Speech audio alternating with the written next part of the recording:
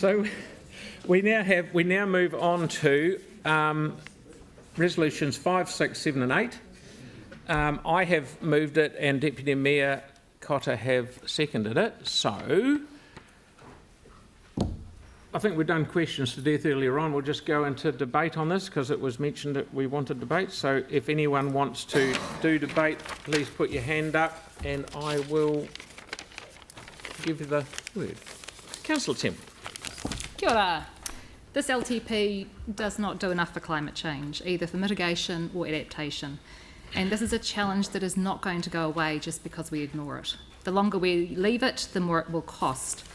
We have a question on whether to include additional funding for adaptation planning, but we didn't just include it when the data was clear within the week that we were looking at it, that the impact of sea level rise will be greater here due to the land sinking. And we have over $17 billion worth of public and private property at risk with only 20 centimetres of sea level rise. And we chose not to put in $1.8 million to do some planning, and instead we're having to go out and ask the community about it. I find that appalling, and I hope the community come and have their say and say, please help us plan. We're also consulting on establishing a climate adaptation fund, which will then enable the adaptation plans designed by our community with that $1.8 million to be funded over time, to prepare our communities for the impacts of sea level rise and of other hazards that are coming. And as Councillor McDonald said, the 2.17 increase rates that we're seeing on Te Kaha for the next year is not driving the full rates increase, and that's really good that that's clear and that he sees that as a relatively small amount in the scheme of things, which makes it super important to make sure that we're clear that the cycleways impact in the next year is 0.08%. And so I hope we can make that clear when we're consulting as well. And finally, I was expecting someone to say that it would be irresponsible to not vote in favour of this draft LTP, to scoff at the lack of not sending it out for consultation. So I looked up the minutes of the last draft LTP in 2021. And funnily enough, Councillors McDonald, Goff, Kewen and the then Councillor Major all voted against sending out the draft LTP. Were they irresponsible? Or maybe they just weren't listening then either. Thank you very much. Councillor McClellan. Better investment in your ward or less investment in your ward or traffic lights in your ward, then you need to vote for a budget. I think that if the reason you're giving, and I'm not saying that this is what every colleague who voted against the budget is giving. Some colleagues want to prioritise every single project to happen in year one and it cost us nothing. But if the reason you're not voting for the budget here today is because you want rates to be higher, then say so. Say you want rates to be higher and that's why you don't support the budget. And just, I guess, in retort to the tit for tat kind of saying who did the wrong thing in which year, the reality is, as the saying goes, two wrongs don't make a right. It's never right not to consult the people on a budget. It's never right not to have a budget in place. And I think particularly when you have proposals in the CD and you're seeking to get outcomes as a result of the consultation and as a result of the final, I think you do have a responsibility to meet our legal obligation and consult the people and pass a budget.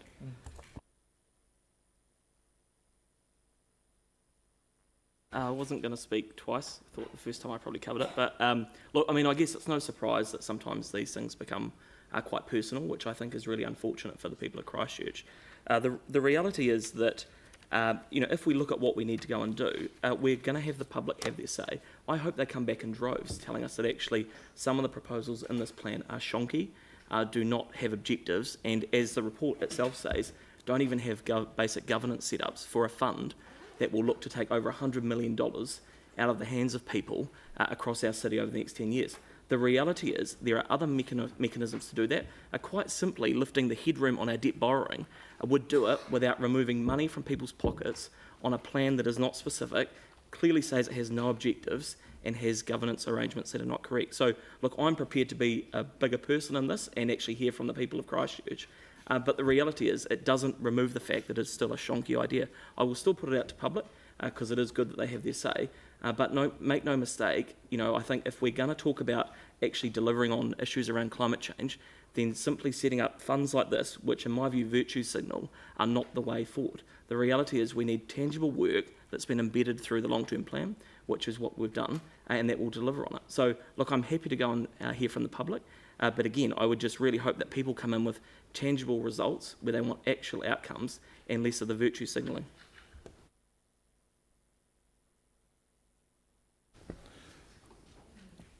We do have to go out and consult. There is no question to this. The budget will be the budget once we hear back from people. With regards to climate change, if you look at coastal hazards, it's a huge issue. We are a group of Pacific islands in the bottom of the world with most of our cities on the coast. If we look at this in isolation as Christchurch, we will sink.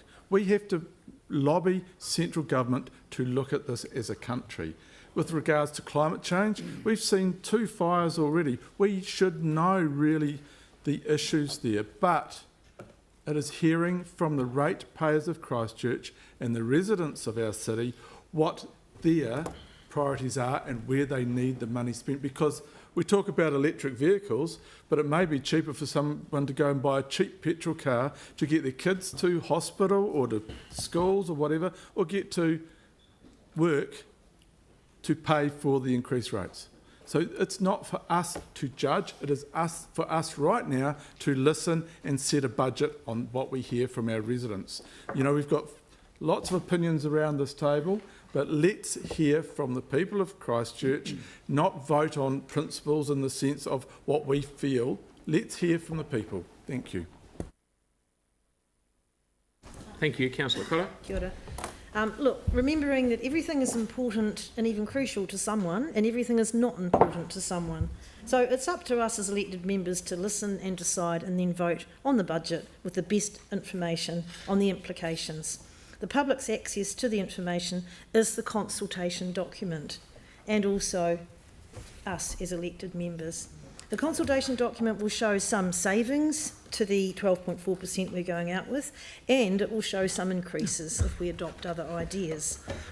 The consultation document must make it clear to the public how to add and subtract from that figure. In other words, what each proposal will mean to the rate impact. So noting that last long-term plan, we had some people come to us stating they would rather pay a little more to get a certain project or program.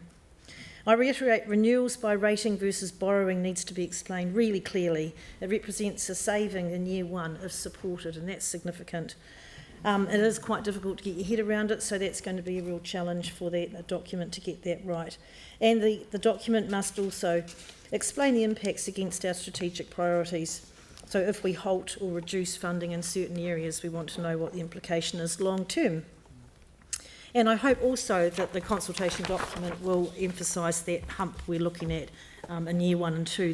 Those are crucial years. And after those years, the level of rates increases is planned to reduce significantly. So it's just this crucial couple of years. We need to consider carefully what we get for our rates, not just how much we're paying. And I think that's another key issue. Really have a good look and see what we do get. Between today and June this year, we'll be continuing to look for savings, as Councillor MacDonald alluded to, and I'd like to pursue a request to Christchurch City Holdings to provide an increase on their financial return to City Council this year, potentially by reducing their debt repayment program, for example, but that's totally up to them how they do it. It's up to us to request it. So by June, we may have found ways to further reduce the rate impact, and so we need to hear from people, as has been said. We'll listen to submissions and feedback, but also as councillors and community board members, we are able to connect with our communities and they with us. So I will also thank staff for who've worked the long, hard hours on this plan and the future work that you are continuing to do on the consultation document. I know that's incredibly challenging to pitch that at the right level where we've got the legal and technical information as well as making it really, really simple to read and understand. So thank you again. And I look forward to hearing from the people of Christchurch. I mean, every time this comes round and we set aside quite a few days, and it's always really, really interesting to sit there and listen to people and have them come in and talk to us. So I'll look forward to that. Thank you. Councillor Henstock, please. Thank you, Mr Mayor. I'm concerned that the budget and the consultation document doesn't really hit the mark. I've already said that earlier today.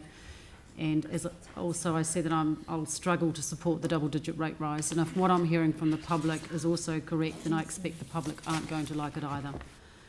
In relation to the document itself, I think it's too long, it's too complex for the average person to understand. I appreciate that we've got legislative and audit requirements, but I think we can do better, and actually we need to do better. If we want the residents to engage with this process, we need to make some improvements on it. So I'm looking forward to the CE making some of the changes that we've spoken about. And as I said earlier, I would have preferred to see some of the options raised by my colleague Councillor Moore about get less, get less, pay more, get more. So I'm looking forward to seeing what the changes to the consultation document are going to look like. Notwithstanding all of the concerns that we have raised today about the document, about the process, about the budgets underpinning it, we are here. We're here, and it's time to hear from the public, and it's right that we do so. So my plea today is twofold. Firstly, to my colleagues, I'm going to repeat what I said earlier. The net effect of not striking a rate is greater than the sum of all of the parts of all of the issues that we have raised earlier on today.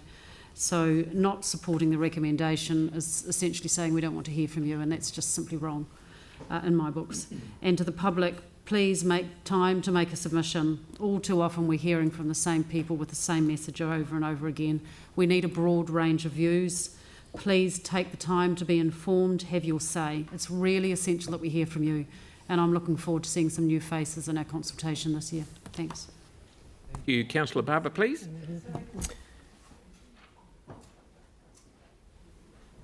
It was me, was it? Yep. Thank you, Mr Mayor.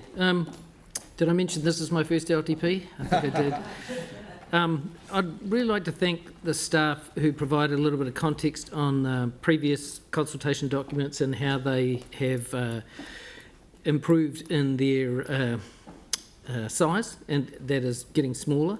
I think it's really important that we always continue to improve that sort of engagement. And a couple of things, Councillor Moore alluded to it, and then Councillor MacDonald sort of made the point that it should pitch to a reading age of 12, and Councillor Moore sort of alluded to sort of simple choice questions. You know, I really like the idea of a much simplified version. I know it's incredibly tricky because there's a huge amount of information that seems to go in there, but I'm not sure who's actually going to read it right through. And I'm not exactly sure what the option or the solution is, but I suspect it's something along the multi-choice line that the Auckland Council tried to take with a couple of things. So, you know, it makes me wonder whether we should hire a children's author to write the questions, to make it really, really simple. It's a joke. No. But yeah, I think we can do a lot better, and I'm glad that we are improving. Because if you ask the right questions, you'll get much more engagement. If you make it really simple for people, you'll get much more engagement. But this is difficult material. You know, I found it difficult to read, and this is my full-time job. So hopefully we can improve that. But I do appreciate that the staff are continuing to work at improving it, and it's half the size that it was in 2013 in terms of the document. So well done there. Cheers. Thank you. Councillor Peters, please. Thank you. Yeah, thank you to all the staff that have, put up with us over the last 6 months and more, going through our learning curves and helping us get this LGP draft to where it is today. And thank you to the engagement and comm staff who are obviously going to be working frantically in the coming days to get this consultation document and the material ready to go out to hear from our people. I concur with the thought that we really do need to get some simplified material so that every common person, including myself, can read and understand this. The simpler we can make it for people, the more they'll engage. Looking forward to seeing the comms team go and work with the likes of my local governance team to try and overcome the lack of a library in Hornby while we close down before opening the new one.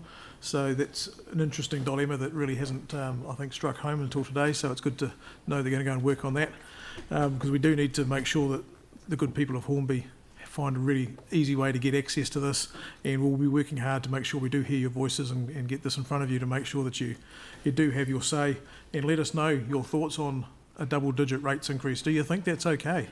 Or do you, like me, want to see it get a bit lower so that we can make it more palatable for us all? So I like the idea of the pay more, get more, pay less, get less. That Councillor Moore raised, I think that's genius. And I think that's just something, we really do need to do, is make it that simple, that people, if they want to pay less rates, they need to expect less services. If they want to pay more, then they can get more. So that approach, I think, is quite a great idea. The idea, again, from Councillor Moore, he's on it today, your list of savings, having those spelt out in the document or in some of the material, I think would be an absolutely invaluable resource to include, because it's nothing worse than expecting the public to try and dream up ways that they'd like us to save.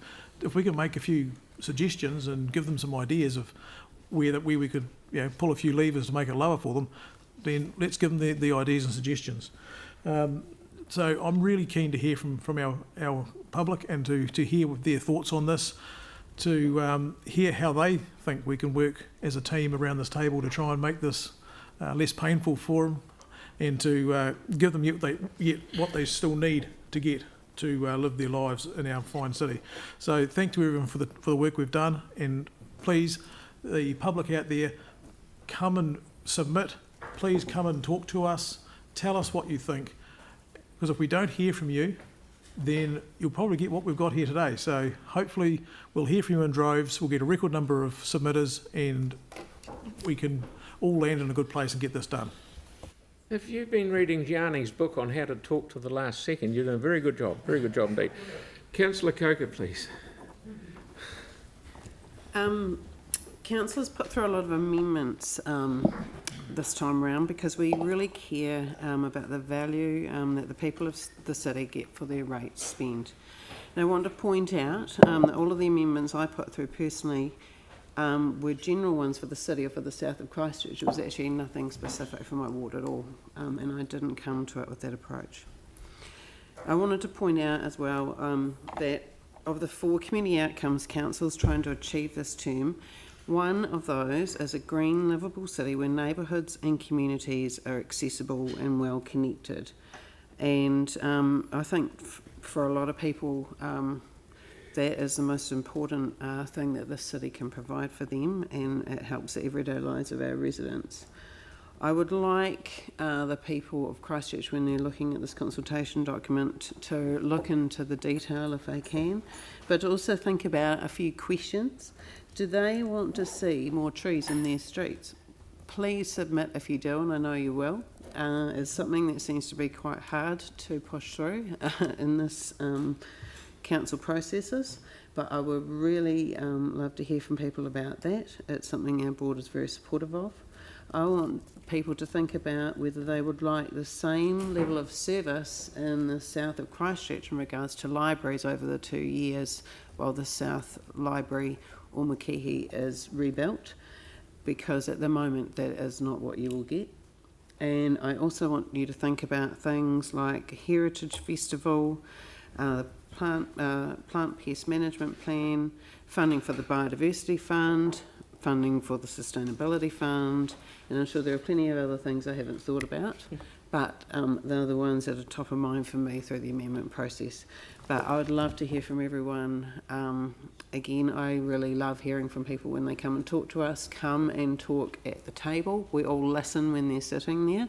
Give your personal stories, because that's what actually we respond to, I think, the most. Yeah, I look forward to the process. Okay, we've heard lots of points of view. Councillor Moore.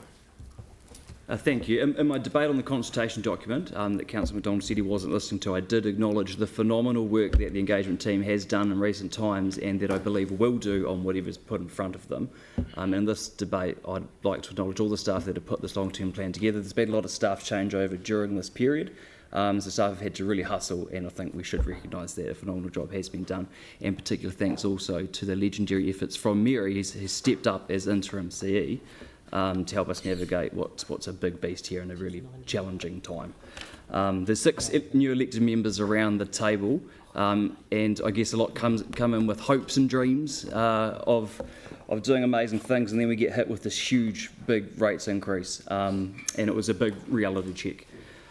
There was a need for amendments because that was the opportunity that councillors had to change the plan. And some of these were savings. Councillor McDonald, I think, put forward some pretty good ideas that do need to be explored more, and I trust we will in due course when we can. And staff worked hard at providing a number of different potential savings options. It's just in my view as councillors, I don't think we spent enough time going through those. I feel like we did rush through them at the speed of light.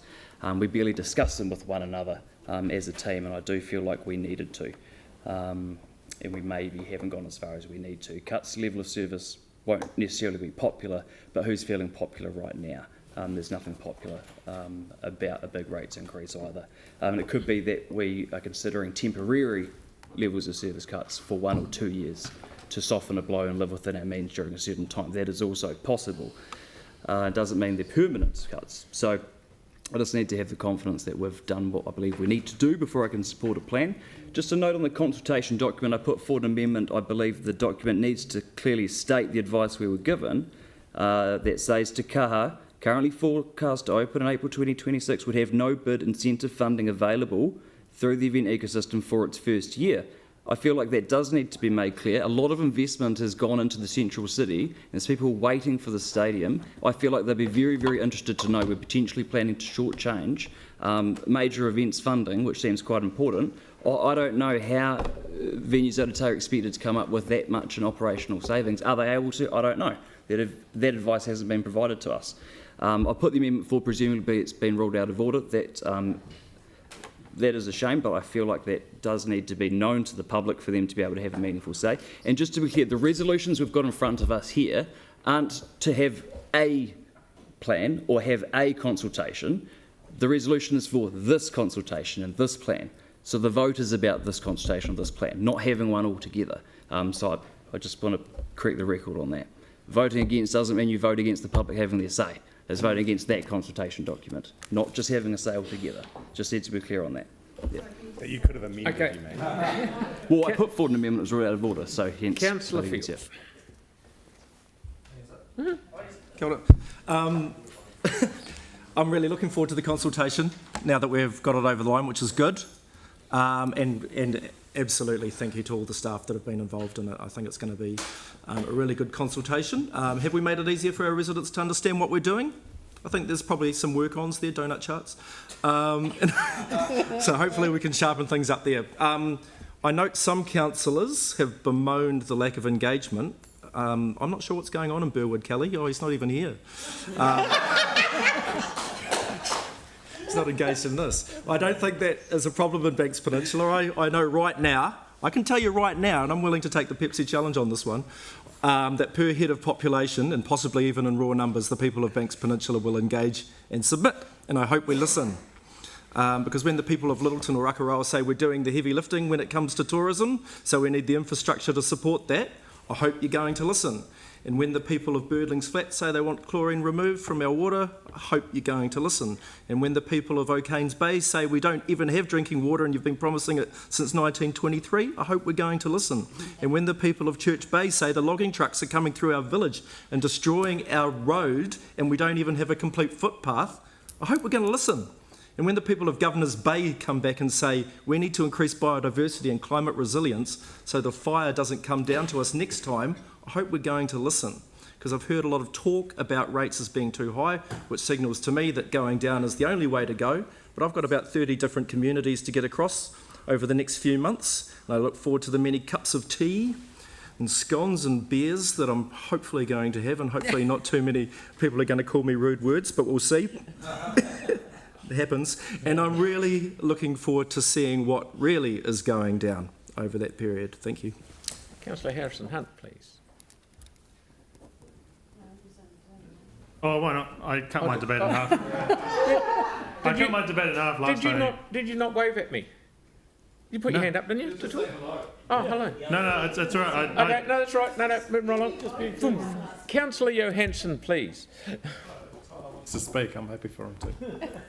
No, it's all right. Everyone knows what I'm going to do, so that's fine. Good man. Thank you. Thank you. So I'll be speaking in support of 6 and, of course, 8, which are the 2 resolutions that make sure that the Chief Executive can make some changes, non-material changes, and, of course, 8 is the process, just outlines the process by which we would put out the consultation document. But I will be speaking against Resolution 5 and Resolution 7, and I'll ask that my vote be recorded against those 2. I think one of the really important things to recognise is that although there's a complexity of information that we're trying to convey to our community, there's several things that are just absolutely missing from this document that I think make it really relevant to the people that I represent. And I want to start with just the complete chaos that is the transport program, because here we are today. So we're doing the LTP conversation around what should be in or out of a LTP, and we're agreeing to it today. So tomorrow we have the Finance and Performance Committee, which has got a report on the transport choices work with a number of projects that will no longer go ahead, a number of projects that may like to be considered for going forward or put into a different process.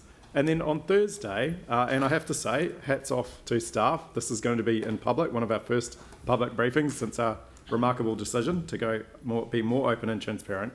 We are going to have a briefing on the craft projects that are now not fully funded because the costs have increased.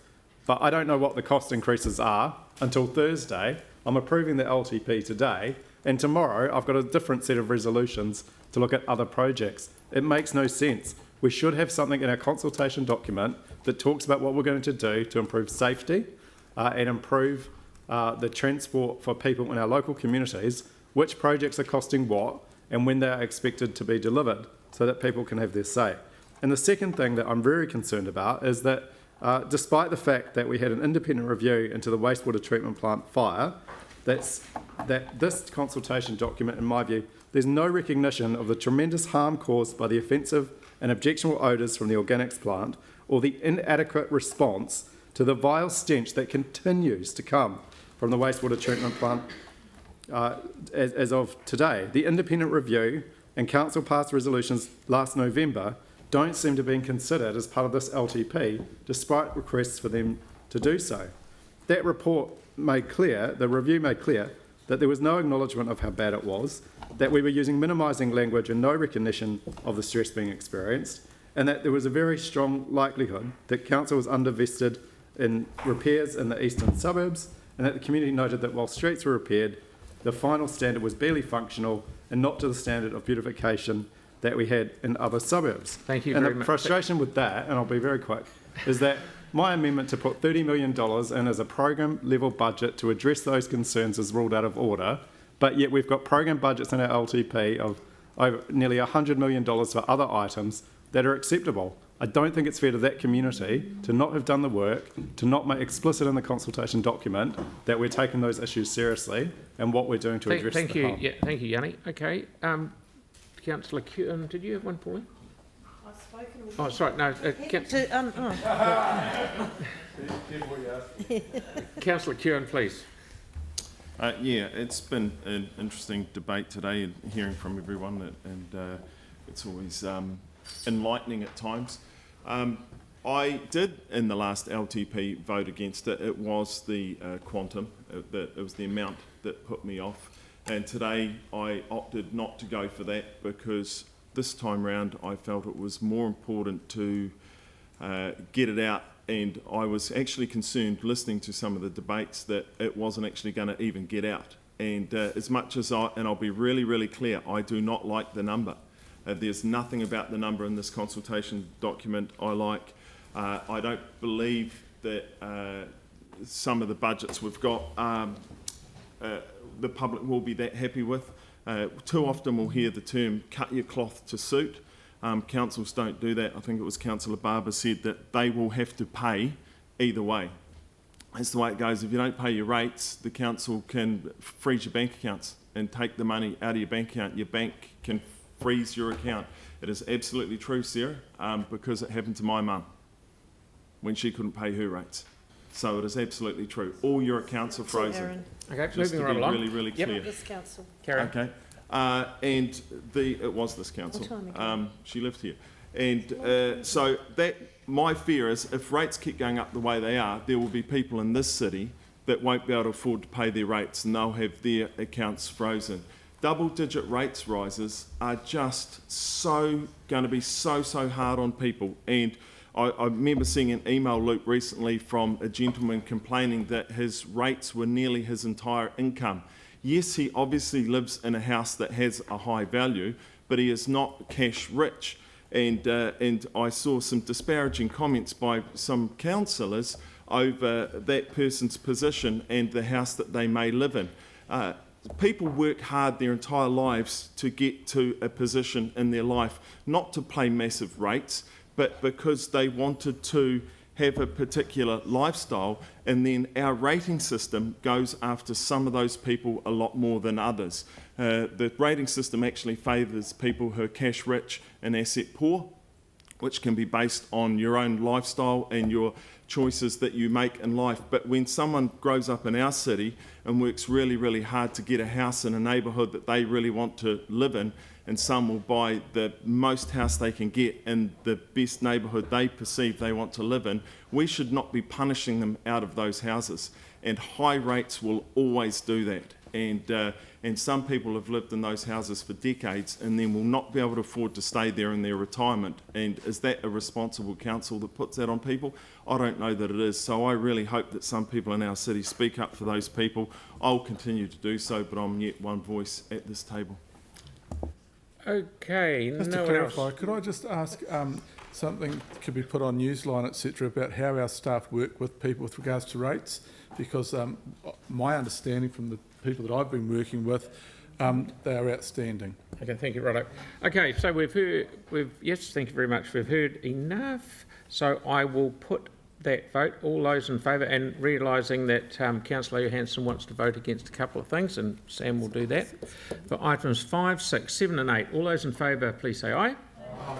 Those against? Thank you, that's carried. And Yanni, you're good? Okay, so now we have the I'll move to reinstate standing orders, and I am moving it, and Councillor Barber is very happy to second it, even though he didn't do it. So that's cool. Yeah. So all those in favour? Aye. Against? Thank you. Carried. I will now adjourn the meeting till 9:30 on Monday, the 11th of March, when we get our audited document back. Thank you very much, everyone, for your attendance.